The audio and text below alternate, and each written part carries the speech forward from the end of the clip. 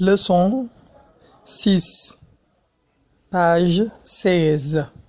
li mooy leçon bi wax set setal. Le seul dépotoir qui existait à Darou faisait face au mur de l'école. nee na benn mooy le seul benn turukaayu mbalit wala benn sën moo olof bi nga xam ne kii existait nga xam ne moo amoon à Darou ca Darou faisait face ma nga jàkkaarloo woon ak au mur de l'école mur école bi. Cette situation était devenue insupportable. nee na situation boobu anam googu nag mujjoon na était devenir mooy mu mujj comme asbaxa yusbih mujjoon na insupportable du nekk loo xam ne kenn mënu koo supporter loo kenn mënta nangu.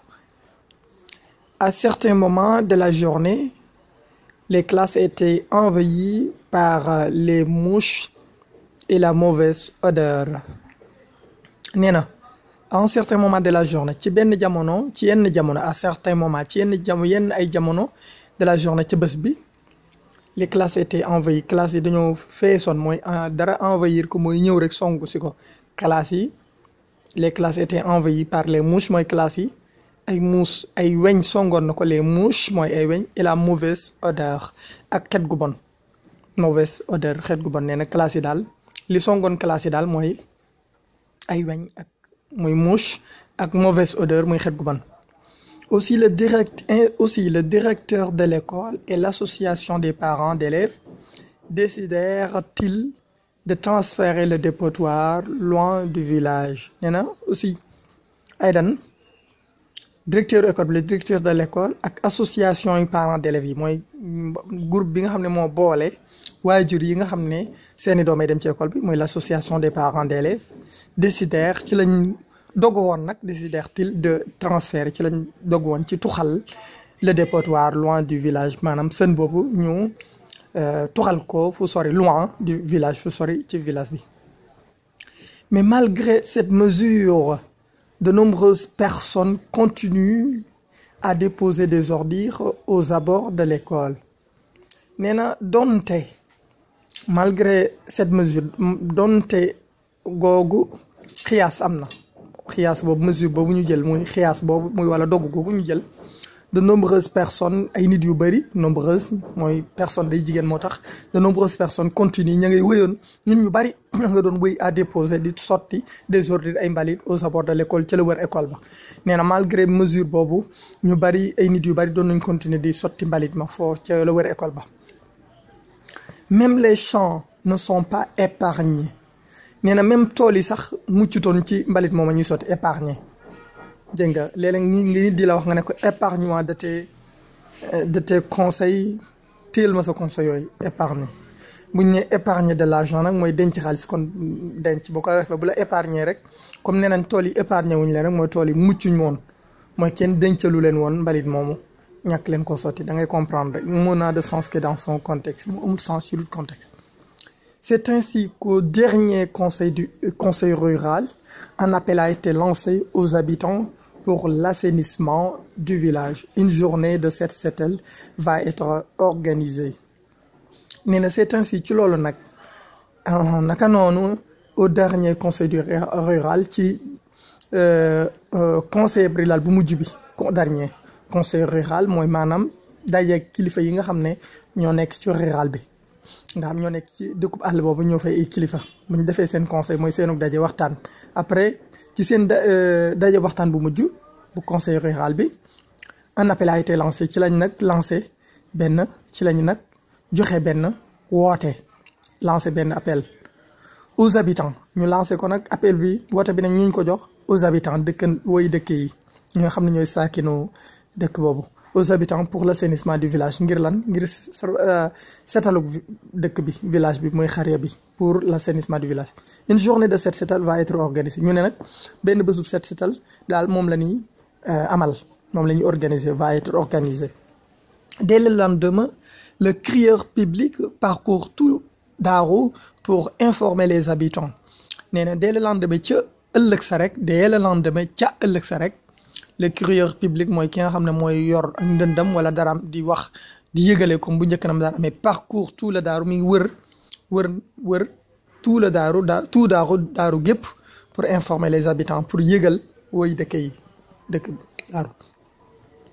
Le matériel de nettoiement est fourni gracieusement par la municipalité de Mérina. nee na jumtukaayu set setal gi muy nettoie le matériel de nettoiement muy jumtukaayu fourni maanaam ki ko joxe mooy gracieusement ki ko joxe ci anam tabe gracieusement par la municipalité bi muy baladier bi moo ko joxe ci tabem rek ci garaasam ci ndimbalam il fournit gracieusement moo ko joxe ci ndimbalam par la municipalité de Mérina municipalité Mérina bi moo ko joxe. Comme pour la journée de l'arbre, le village s'est réveillé. Comme pour la journée de l'arbre, le village s'est réveillé de bon matin dans la joie. nee na comme journée garab bi rek pour la journée comme bésub garab bi journée de l'arbre mooy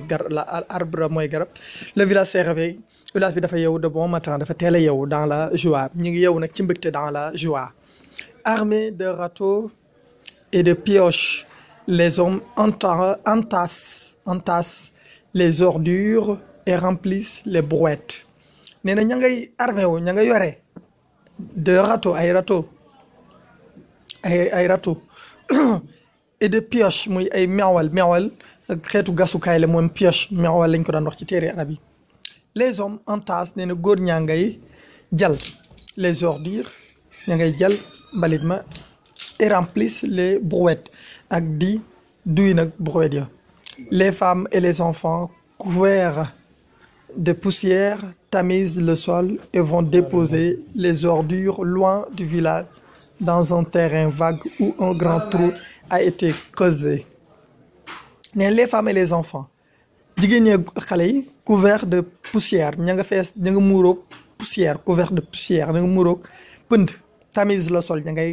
lay suuf sax et vont déposer daal dem sotti et vont déposer mooy sotti les ordures loin du village fu sori village ba dans un terrain vague ci benn terrain boo xam ne terrain bu kenn newut la. aleykum salaam terrain bu vide la terrain bu vague mooy terrain bu vide mooy terrain boo xam ne kenn tabaxu ko ou fa nga xamante ni nii un grand trou a été creusé ak kàmb lañ fa gas kàmb gu rëy un grand trou a été creusé. Tout le monde est content de travailler au son du tam-tam nee na ñëpp dañoo kontaan di liggéey ci son bu tam-tam bi mooy ci kàddu tëgg moom rek. En fin d'après-midi le village est entièrement nettoyé nee na ci jeexantalu midi bi en fin d'après-midi après-midi bi ci jeexantalu ba le village est entièrement nettoyé nee na village bi yëpp entièrement setal nañ ko. Fatigués mais contents d'avoir contribué à l'assainissement de leur environnement, les habitants se séparent dans la gaieté en promettant de veiller désormais à la propreté de leur village. nee na sonn fatigué sonn waaye nag kontaan ci devoir contribuer ngir li ñu amalu contribution li ñu contribuer mooy li ñu participer li ñu bokk à l'assainissement ci setal de leur environnement seen environnement mooy milieu bi nga xam ne fi nga dëkk bërëb bi nga xam bi nga dëkk foofay environnement leur environnement. Les habitants mooy li ñu wax les habitants se séparent dans la gaieté nee na nag woy dëkkandoo ya di teqali ko se séparent dans la gaieté ci mbégte nag gaieté ci mbégte en promettant de veiller di digaale nag di promettre mooy di digee de veiller désormais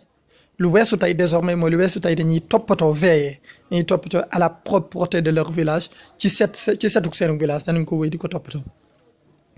Mot expression difficile setal mu wolof la mooy être propre et rendre propre mooy set ba pare setal. Le dépotoir mooy lieu où l'on dépose les ordures mooy bërëb bi nga xam ne fa la ñuy sotti mbalit yi kon ab seen lañ ko mën a woowee ci wolof. L'assainissement action de rendre sain propre l'assainissement mooy jëfuk setal. Un terrain vague mooy un terrain nu mooy terrain boo xam ne amul tabax bu raflewu la nu raflewu mooy nu. L'environnement c'est le milieu où l'on vit nee na environnement mooy milieu bi nga xam ne fi la ñuy dëkk.